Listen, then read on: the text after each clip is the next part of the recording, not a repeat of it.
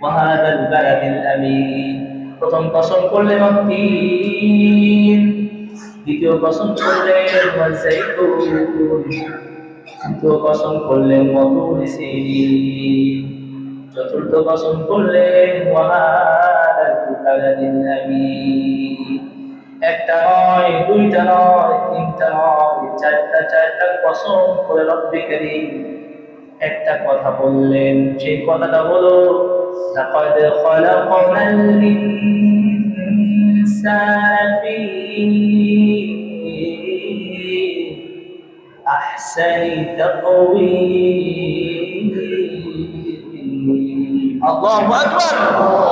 আল্লাহ সুবহানাহু ওয়া তাআলা বলেন লাকাদ খালাকনাল ইনসান, আমি মানুষদেরকে সৃষ্টি করেছি। তিন ফলের কসম, জাইতুন ফলের কসম, তুর পাহাড়ের কসম, এই নিরাপদ নগরের কসম, আমি আল্লাহ কসম করে বললাম, আমি আল্লাহ মানুষদেরকে সৃষ্টি করেছি সবচেয়ে সুন্দর অবকাঠামো দিয়ে। পড়েন সুবহানাল্লাহ। কারণ রব্বে কারীম অন্য জায়গায় বলেন কুনতুম খায়রা উম্মাতিন উখরিজাত লিন-নাস, কুনতুম খায়রা উম্মাতিন উখরিজাত লিন-নাস, তোমরাই হলে শ্রেষ্ঠ জাতি, আর তোমাদেরকে বের করা হয়েছে মানুষদের জন্য, যাতে করে তোমরা মানুষদেরকে সত্য পথের দিকে আহ্বান করবা, অসৎ থেকে মানুষদেরকে নিষেধ করবা।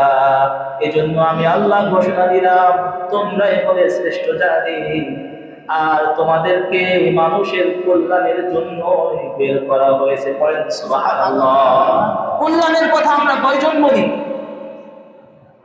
মুনাফিকরা আমাদের জবানটা সব সময় ভিজে থাকে মিথ্যা দিয়ে, ধোঁকা দিয়ে,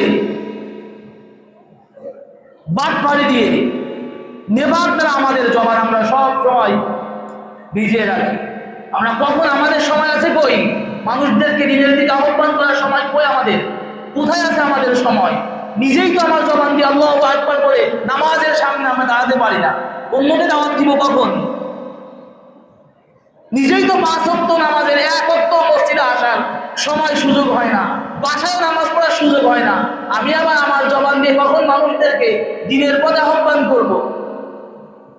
আল্লাহ বলেন আমি মানুষদেরকে সুন্দর অবকাঠামো দিয়ে সৃষ্টি করেছি, সুন্দরভাবে মানুষদেরকে আমি সৃষ্টি করেছি। মানুষদের থেকে সুন্দর কোনো মাখলুক আমি আল্লাহ দুনিয়ায় পাঠাই। সুবহানাল্লাহ বলেন। আল্লাহ সুবহানাহু ওয়া